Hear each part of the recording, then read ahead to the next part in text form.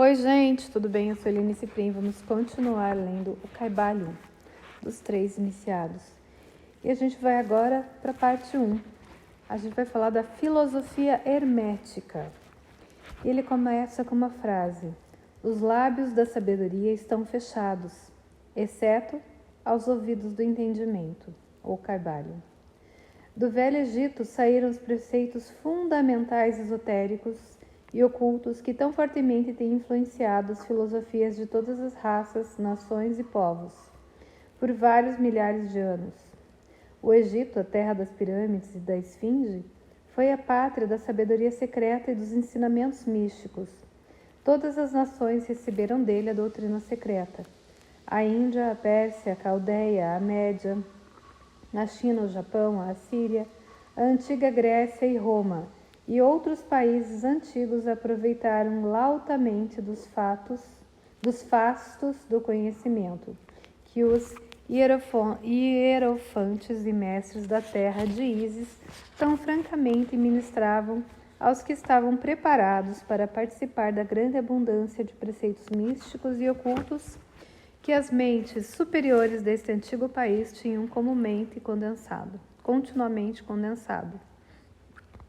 No Antigo Egito, viveram os grandes adeptos e mestres que nunca mais foram superados e raras vezes foram igualados, nos séculos que se passaram desde o tempo do grande Hermes. No Egito estava estabelecida a maior das lojas dos místicos. Pelas portas dos seus templos entraram os neófitos que mais tarde, como hierofantes, adeptos e mestres, se espalharam por todas as partes da terra, levando consigo o precioso conhecimento que possuíam, ansiosos e desejosos de ensiná-los àqueles que estivessem preparados para recebê-lo. Todos os estudantes do oculto conhecem a dívida que têm para com os veneráveis mestres daquele antigo país. Mas entre estes grandes mestres do Egito Antigo existiu um que eles proclamavam como mestre dos mestres. Este homem, se é que foi verdadeiramente um homem, viveu no Egito na mais remota antiguidade. Ele foi conhecido sob o nome de Hermes Trismegisto. Foi o pai da ciência oculta, o fundador da astrologia, o descobridor da alquimia. Os detalhes da sua vida se perderam devido ao imenso espaço de tempo que é de milhares de anos. E, apesar de muitos países antigos disputarem entre si a honra de ter sido a sua pátria, a data da sua existência no Egito, na sua última encarnação nesse planeta, não é conhecida agora, mas foi fixada nos primeiros tempos das mais remotas dinastias do Egito.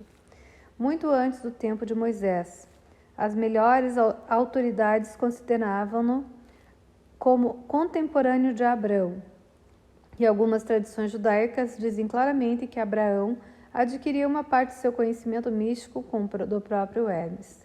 Depois de ter passado muitos anos da sua partida deste plano de existência, a tradição afirma que viveu 300 anos. Os egípcios deificaram Hermes e fizeram dele um dos seus deuses sob o nome de Thoth.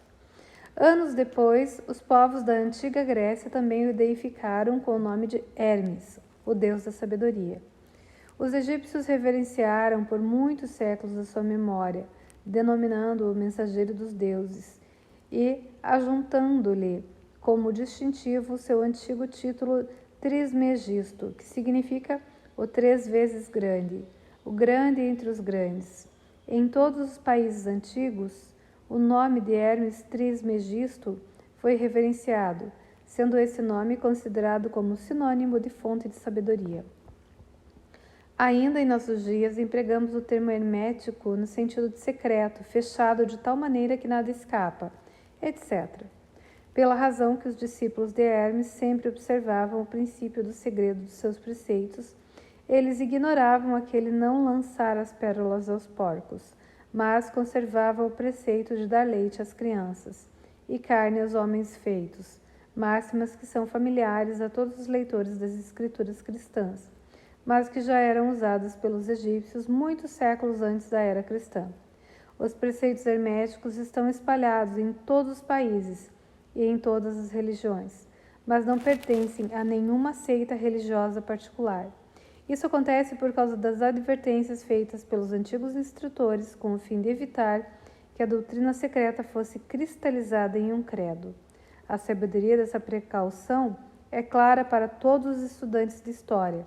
O antigo ocultismo da Índia e da Pérsia degenerou-se e perdeu-se completamente, porque os seus instrutores tornaram-se padres e misturaram a teologia com a filosofia, vindo a ser, por consequência, o ocultismo da Índia e da Pérsia gradualmente perdida no meio das massas de religiões, superstições, cultos, credos e deuses.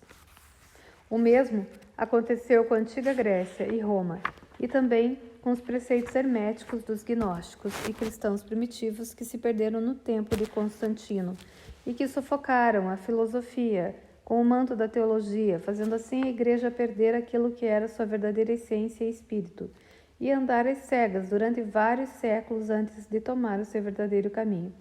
Porque todos os bons observadores deste 20º século dizem que a Igreja está lutando para voltar aos seus antigos ensinamentos místicos. Apesar de tudo isso, sempre existiram algumas almas fiéis que mantiveram viva a chama, alimentando-a cuidadosamente e não deixando a sua luz se extinguir. E graças a esses firmes corações e intrépidas mentes, temos ainda conosco a verdade.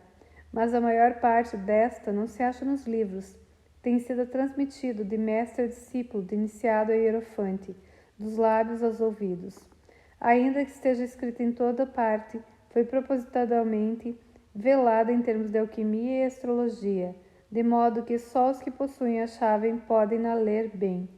Isso era necessário para evitar as perseguições dos teólogos da Idade Média que combatiam a doutrina secreta a ferro, fogo, pelourinho, forca e cruz.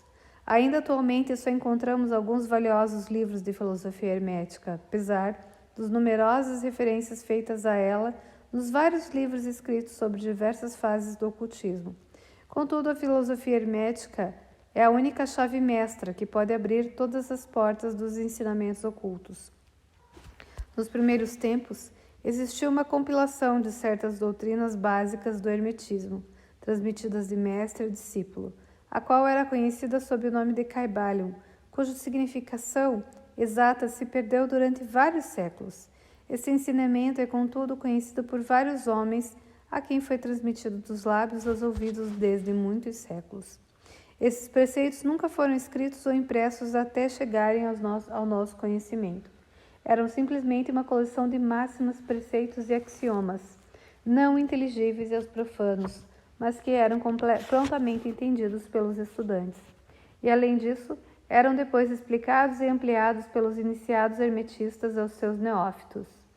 Esses preceitos constituíam realmente os princípios básicos da arte da alquimia hermética, que, contrariamente ao que geralmente se vê, baseia-se no domínio das forças mentais, em vez de no domínio dos elementos materiais, na transmutação das vibrações mentais em outras, em vez de mudança de uma espécie de metal em outra.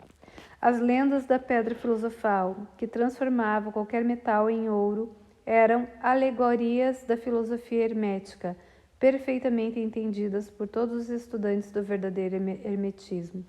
Neste livro, cuja primeira lição é esta, convidamos os estudantes a examinar os preceitos herméticos tal como são expostos no Kybalion e explicados por nós, humildes estudantes desses preceitos, que apesar de termos o título de iniciados, somos simplesmente estudantes aos pés de Hermes, o mestre. Nós lhe oferecemos muitos axiomas, máximas e preceitos do Kybalion, acompanhados de explicações e comentários, que queremos servir para tornar os seus preceitos mais compreensíveis ao estudante moderno, principalmente porque o texto original é velado de propósito com termos obscuros. As máximas, os axiomas e preceitos originais do Kybalion são impressos em tipo diferente do tipo geral da nossa obra. Esperamos que os estudantes a quem oferecemos esta obra possam tirar muito proveito do estudo de suas páginas, como tiraram outros que passaram antes pelo caminho do adeptado, nos séculos decorridos desde o tempo de Hermes Trismegisto, o mestre dos mestres, o 3 vezes grande. Diz o Kybalion: em qualquer lugar que estejam os vestígios do mestre, os ouvidos daquele que estiver preparado para receber o seu ensinamento se abrirão completamente. Quando os ouvidos do discípulo estão preparados para ouvir, então vêm os lábios para os encher com sabedoria. De modo que, de acordo com o indicado, só dará atenção a este livro aquele que tiver uma preparação especial para receber os preceitos que ele transmite. E, reciprocamente, quando o estudante estiver preparado para receber a verdade, também este livro lhe aparecerá. Essa é a lei. O princípio hermético de causa e efeito, do seu aspecto de lei de atração, levará os ouvidos para junto dos lábios e o livro para junto dos discípulos. Assim são os átomos. E assim a gente termina o capítulo 1 do livro Kybalion. É um livro fantástico. Eu sei que muita gente vai dizer que não tem nada a ver, que vai condenar o livro, mas não é para todos, como ele diz aqui. Cada um está pronto para aquilo que tem que ser seu, no momento certo. E como diz o Zen, livre-arbítrio é só uma questão de tempo. É isso aí, gente. Até o próximo capítulo.